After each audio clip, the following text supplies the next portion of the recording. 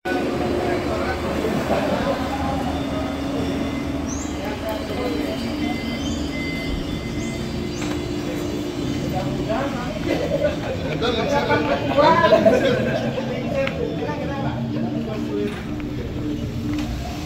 ceritanya sama.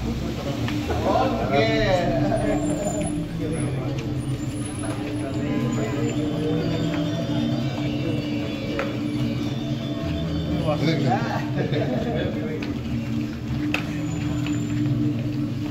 Tetap di sini atau bolak-balik?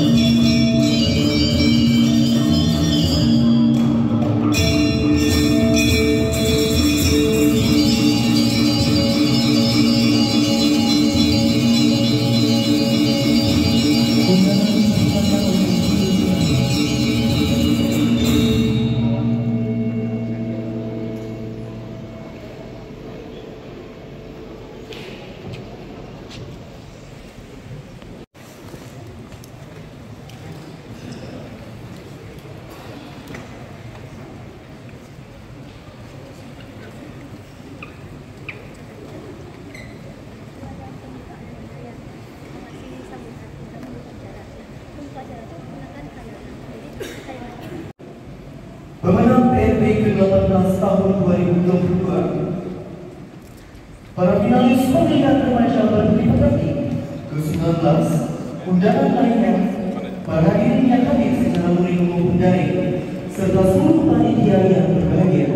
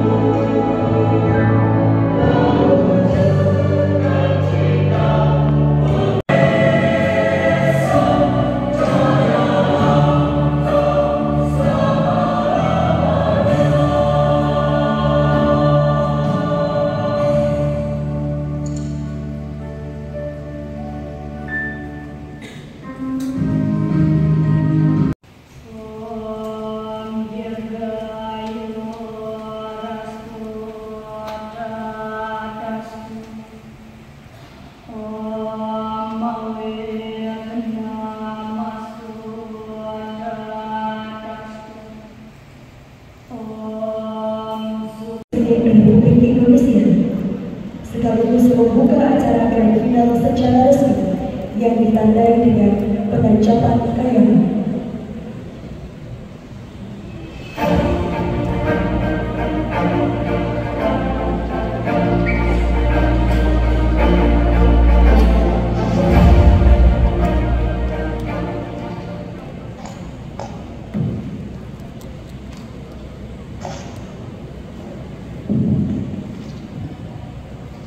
Om Swastiastu.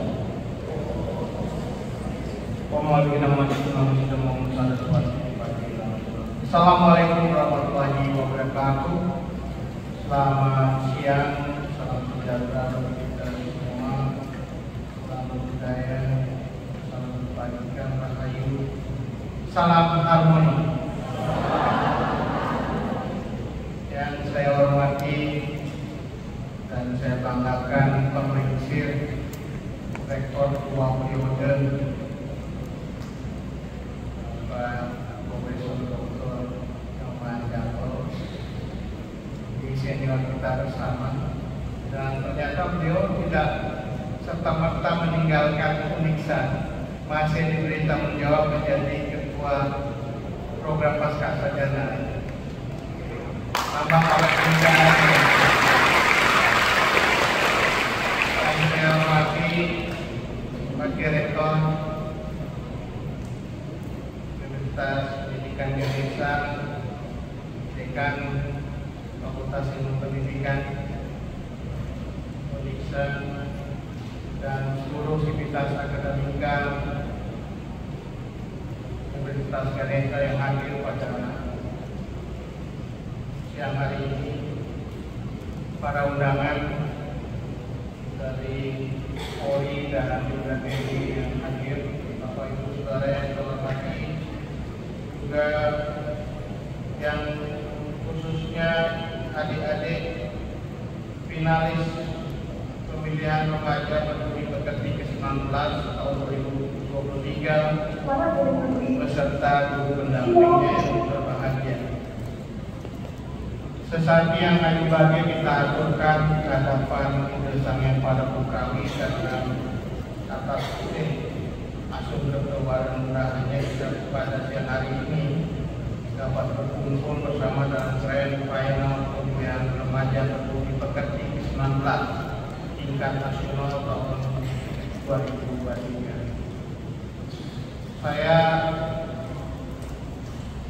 ketika diberitahu oleh Pak Dekan untuk menghadiri acara ini, saya juga surprise, sangat terkejut karena Badan Eksekutif Mahasiswa Fakultas Ilmu Pendidikan ini sudah berhasil menyelenggarakan acara pemilihan remaja peduli pekerti 19 sudah sampai ke 19 kali.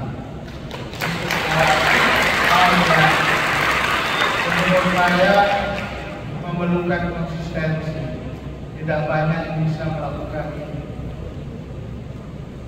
Kegiatan Badan Eksekutif Mahasiswa dan organisasi mahasiswa seringkali banyak dilakukan, dan saya kira banyak yang inovatif dan juga memunculkan apresiasi banyak pihak. Tetapi yang paling penting dari semua itu sebenarnya konsistensi. Kalau kita mampu untuk konsisten menjalankan program ini secara baik, maka tentu hasil yang kita dapatkan akan makin lama akan semakin baik. Saya kira itu yang pertama, bahwa konsistensi dari adik-adik Badan Eksekutif Mahasiswa Fakultas Ilmu Pendidikan perlu kita apresiasi bersama. Kita kasih tepuk tangan sekali lagi pada Fakultas Ilmu Pendidikan Indonesia.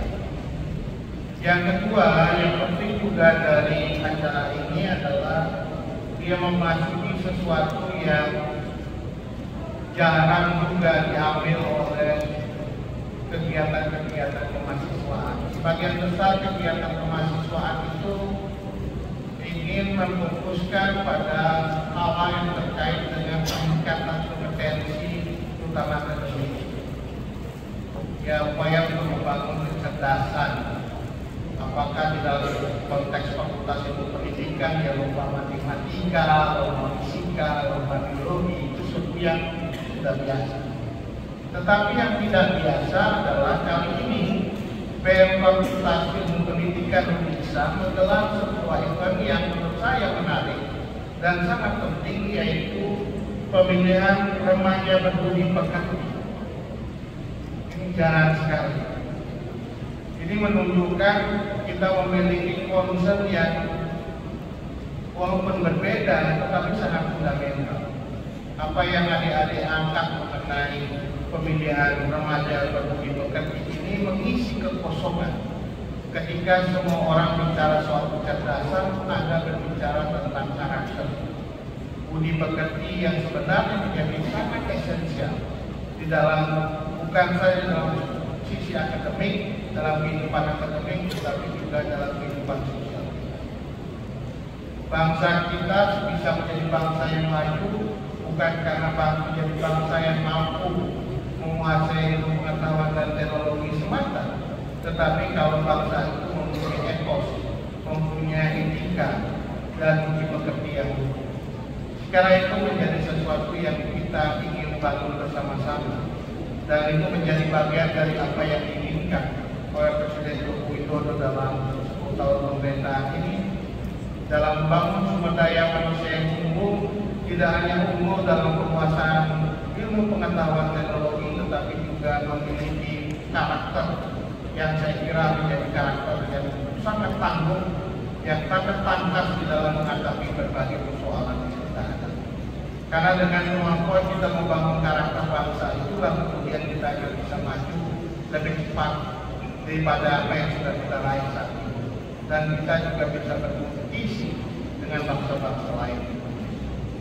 Bapak Ibu sekalian yang saya hormati, budi pekerti ini memang sesuatu yang sifatnya bukan eksklusif dari satu suku, dari satu budaya maupun agama.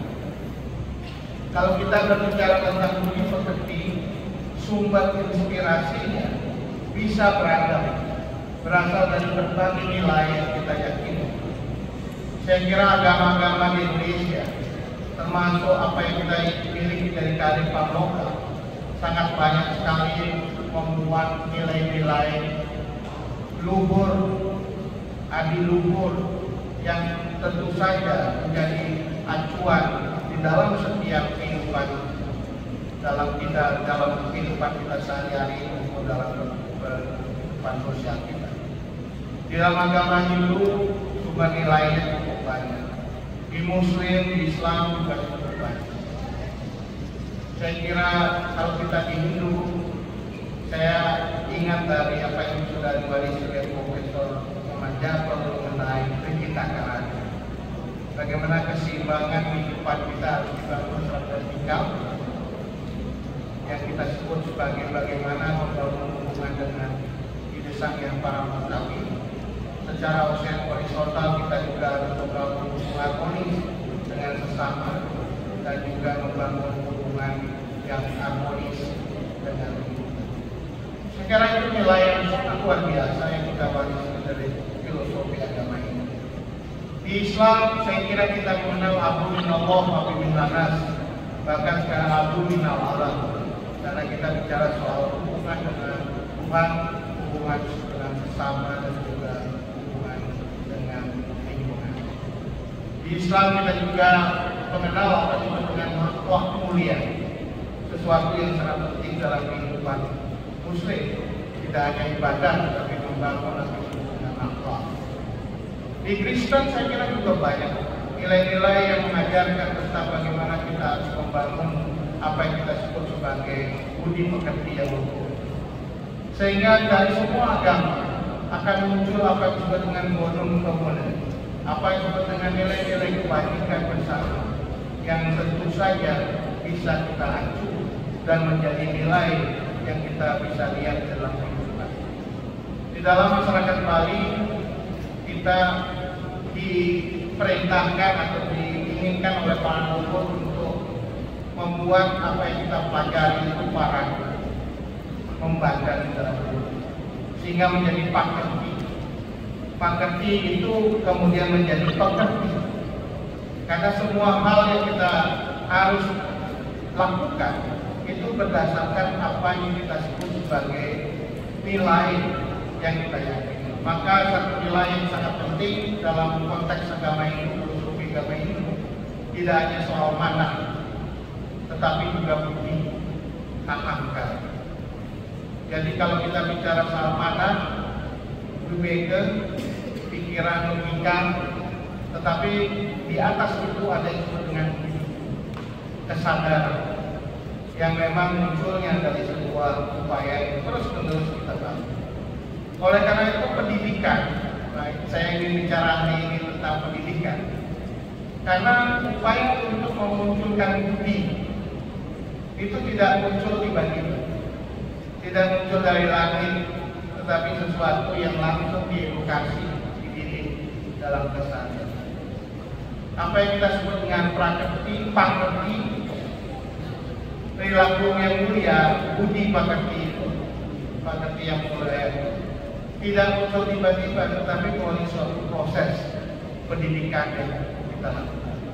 Sehingga orang-orang tua kita di Bali yang tidak hanya mendidik soal tatuan tentang ajaran-ajaran, tentang nilai-nilai filosofi, tetapi juga mendidik tentang susila, etika. Dan kadang orang-orang tua kita di Bali mendidik tentang etika itu caranya tidak mengajarkan tentang apa itu etika, tetapi dengan teladan, dengan contoh, dengan menghayati, dengan memberikan contoh-contoh, memberikan simbol-simbol tertentu, yang kemudian simbol-simbol tertentu itulah membuat kita belajar tentang kehidupan. Jadi Bapak Ibu sekalian, sangat penting Fakultas Ilmu Pendidikan itu berbicara tidak hanya soal akademik, tetapi berbicara tentang bagaimana cara kita mendidik etika, mendidik susila. Karena itu bukan soal yang mudah. Apalagi sekarang ini model pendidikannya hanya transfer knowledge, pendidikan yang mengajarkan tentang pengetahuan apa yang perlu kita tahu. Tetapi kita perlu mendidik mahasiswa kita, termasuk juga inisiatif adik-adik PMI, untuk mendorong mahasiswa kita tidak hanya transfer of knowledge, tapi transfer of values. Meneruskan nilai-nilai itu dan bagaimana nilai-nilai itu diwujudkan di dalam keseharian, di dalam perilaku. Dan ini memerlukan metode, bagus sekali. Metode mendidik perilaku, metode mendidik etika, metode mendidik susila, supaya betul-betul apa yang kita inginkan itu bisa terwujud. Metode yang lama yang digunakan oleh para leluhur kita itu bisa diadaptasi, tetapi kita juga harus sesuaikan dengan kebutuhan baru di masa yang akan datang. Saya kira di beberapa negara cara mendidik keluarga, misalnya di Jepang, di Singapura, di negara-negara barat, pendidikan keluarga menjadi esensial. Tetapi di sekolah harus sama dengan pendidikan keluarga. Koherensi nilai dalam pendidikan itu harus dibangun. Yaitu pendidikan di keluarga dengan pendidikan di sekolah itu sama, nyambung. Jangan sampai di rumah dilarang, di sekolah dibenarkan, atau di sekolah dilarang, di rumah dibenarkan. Saya kira itu ada konsensus etik yang harus kita bangun supaya kita betul-betul bisa membangun sebuah kerangka perilaku etik dari masyarakat kita yang semakin baik. Nah, Bapak Ibu sekalian, itulah sebabnya mengapa apresiasi saya berikan selalu pada Bapak adik-adik Fakultas Ilmu Pendidikan ini yang sudah memberikan satu inovasi luar biasa dan lomba yang dilakukan lomba tingkat nasional. Dan saya dengar dari Pak Dekan tadi dari Balai Laporan, cara melihatnya dan mengukurnya juga unik. Perilaku sosial, perilaku budi pekerti itu tidak hanya sekedar menjawab esai, tidak sekedar menulis paper, tidak sekedar menjawab mencontreng pilihan, tetapi sesungguhnya adalah melihat secara lebih jauh apa karakter dasar yang dimiliki oleh setiap peserta yang menjadi bagian dari peserta Indonesia Final. Nah, harapan saya ke depan apa yang sudah dilakukan ini menjadi satu inspirasi dalam pengembangan metode pendidikan etik di dalam masyarakat dan juga di dalam akademik. Saya kira ini akan menjadi satu model yang bisa digunakan di tempat lain dan bisa menjadi inspirasi bagi band lain di tempat lain untuk melakukan yang sama. Kalau sekarang ada muncul kontes kecantikan, kontes remaja yang berkaitan dengan You Miss Universe atau Miss apa sekarang Miss itu banyak sekali. Dan sekarang kita harus memulai dengan sesuatu yang berbeda dengan ya Miss atau Boys atau apa yang memang bisa mewujudkan sebuah contoh di dalam masyarakat. Terakhir saya ingin sampaikan kepada ibu sekalian, etik yang baik itu kalau kita bingkai dengan sistem pendidikan yang kuat akan semakin berkelanjutan, tetapi kita juga memerlukan sistem yang baik. Jadi kalau sebuah etika tanpa sistem yang betul-betul mendorong memberi ruang bagi etika itu berjalan, maka etika yang sedang dibangun itu menjadi etika individual, menjadi etika sosial. Dan oleh karena itu bagi teman-teman sekalian, ini kewajiban kita untuk memperjuangkan sebuah kebijakan, memperjuangkan sebuah sistem yang betul-betul bisa menjadi embrio dari membangun sistem yang lebih baik. Sekali itu yang ingin saya sampaikan dalam kesempatan yang baik ini. Momennya juga sangat luar biasa, Hari Sumpah Pemuda 28 Oktober. Saya kira ini momen yang luar biasa yang harus kita rayakan bersama-sama. Dan untuk memenuhi permohonan panitia, maka acara Grand Final Pemilihan Remaja Peduli Pekerti 19 tingkat nasional tahun 2023 saya nyatakan dibuka, dan kita mengucapkan terima kasih dan para Santi atas apa yang sudah kita lakukan. Om Santi Santi Santi.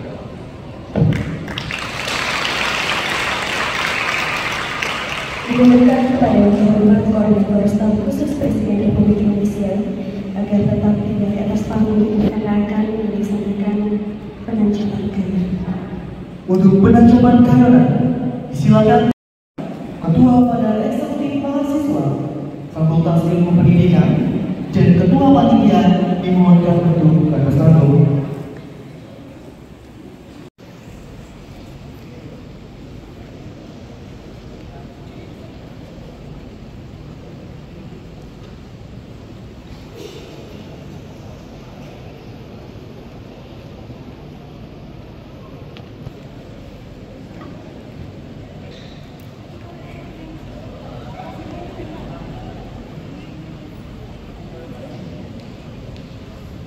Om Abhidhamma Mas Presiden dengan mengucapkan rasa syukur kepada Tuhan Yang Maha Kuasa pada Grand Final Pemilihan Remaja Peduli Pekerti 19 tingkat nasional 2023.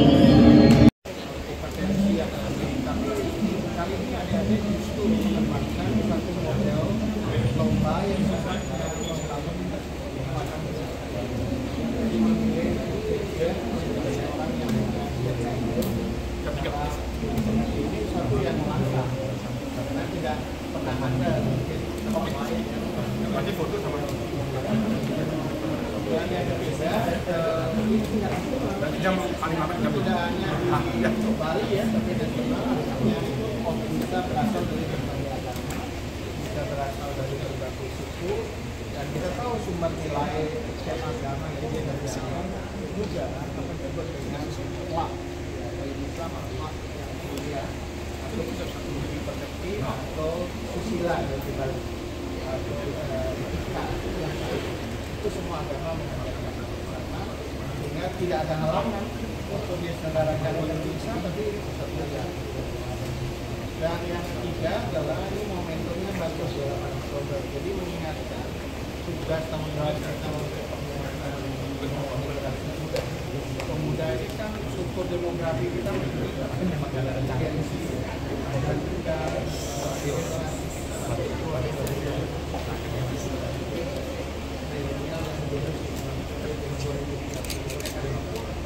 salah satu kurang kemampuan